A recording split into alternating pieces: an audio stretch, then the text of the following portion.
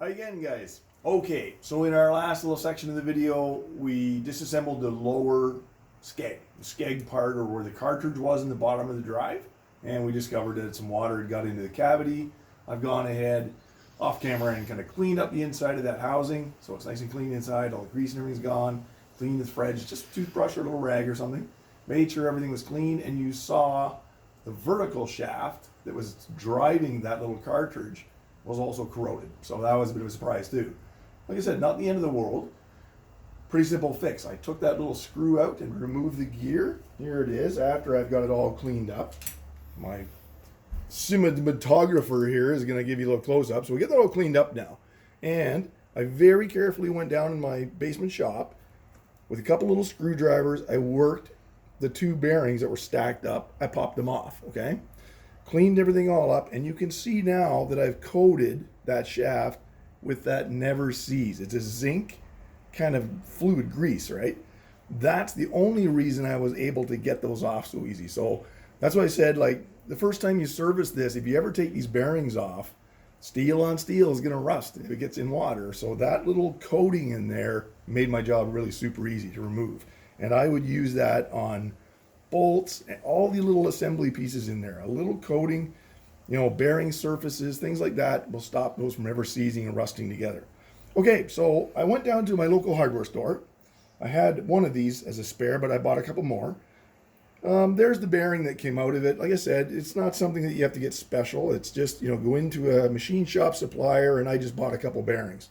Exact same. They'll spec them, they'll measure them, not a big deal. $5, okay? $5, so I get a $10 fix. It's not a big deal, okay? Not considering your kayak was a lot more money than that, right? I don't have the absolute perfect tool to do this. We're gonna press these bearings back on. They're pressed on, right? If you took them to a machine shop, guys, if you don't wanna try this, take them to a machine shop. They have an arbor press to press the old bearings off and press the new bearings on, and they would charge you a couple of dollars. Not a big deal. But if you're comfortable, we can do it in a vise, okay? You just gotta be a little bit resourceful. So I've got this one started, it's nice and square on there. And I've just found a deep socket that fits on the inner part of that bearing. So I'm not gonna press on the rubber, I'm gonna press on the metal part inside, okay? And we're just gonna slowly press it on. So we're just gonna line everything up nice and neat here, like so. Gonna wind my vise in really square. The vise should keep it reasonably pretty square. Okay, make sure that it's on there nice and straight like that. And then we're just very gentle. You can see it going on, right? It's squishing it on there. Okay, that's as far as it wants to go with that one. The second bearing will push it the rest of the way, okay? So there we go, we're halfway.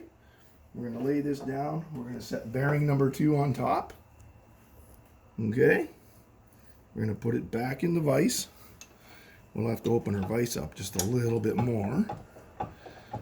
Okay, and then we're going to press these back on, and then we're pretty well good to go to reassemble everything. It should be fine to go back together. Okay, we'll carefully wind this in. Just make sure everything looks like it's about where it should be.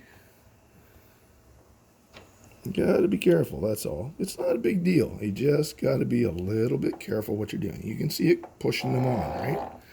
You want to press those on until it bottoms out, okay? It won't move anymore. There, we're done, okay? Not a big deal. Simple fix. Yeah, simple fix. There we go. And now when I turn this, super, super smooth, right? Those bearings are new and they're nice and smooth. Your kayak's not going to rumble anymore when we're done this. Yay! Okay, so that wasn't too bad, right? If you're uncomfortable doing this, like I said, take it to a professional and let them do it, all right? Because the cost of this drive is a whole lot of money, right? So it's not hard, but if you're uncomfortable, let somebody else do it, okay? All right.